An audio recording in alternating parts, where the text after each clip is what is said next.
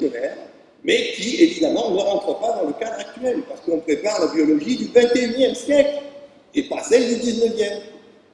Je vous remercie de votre attention. Si ça vous intéresse, j'ai été il y a 2 ans à Florence pour un meeting qui a donné lieu à un ouvrage que vous voyez ici. Et je vous invite à regarder le nom de cet ouvrage, Aquam Incognita. Il y avait les 30 meilleurs spécialistes du monde sur ce qu'est l'eau, et ces 30 spécialistes du monde se sont accordés pour savoir qu'on ne savait pas ce que c'était. Alors évidemment, si on ne sait pas ce que c'est, il ne faut pas s'étonner s'il y a des propriétés un petit peu magiques là derrière. Donc, les comptes rendus de ce congrès sont dans ce livre, et en particulier, il y a 2 articles de moi-même dans ce livre auxquels vous pourrez vous référer. Si on soigne avec des fréquences et non pas avec des médicaments, eh bien, ça devient extrêmement économique. Les médicaments, ils coûtent quelques centimes d'euros, et puis voilà.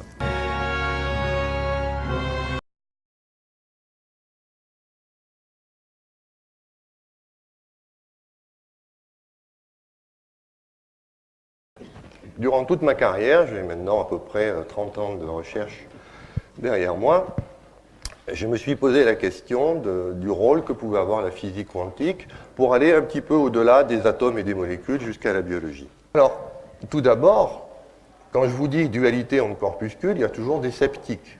Des gens qui disent bon, « c'est pas possible, la matière, c'est la matière, c'est du lourd ». Les physiciens sont de plus en plus intéressés par savoir si effectivement, jusqu'où on peut pousser cette notion de dualité entre corpuscules. Et là, je vous montre des expériences de 2012 où il est important de bien noter la masse moléculaire des objets qu'on envoie dans la célèbre expérience des 2 photons. Là, vous voyez, on envoie des objets qui peuvent avoir des masses moléculaires jusqu'à 7 kilodaltons.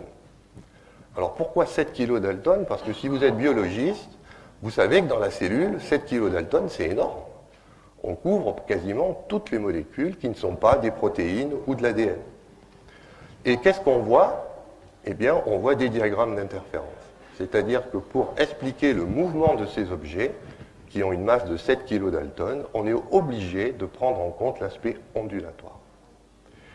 Alors ça, évidemment, si vous êtes biologiste, ça doit changer complètement votre façon de voir la cellule.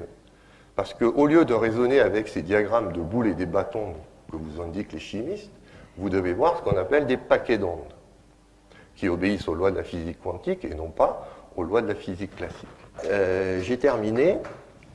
Je voudrais juste vous dire qu'avec cette physique quantique des champs, il y a tout un monde qui s'ouvre à la science, et ce monde, il va révolutionner le XXIe siècle. C'est le monde des effets des tensions électriques, des effets des champs magnétiques, des effets des vortex, des effets de lumière, de son, de mots sur l'eau, y compris de la pensée.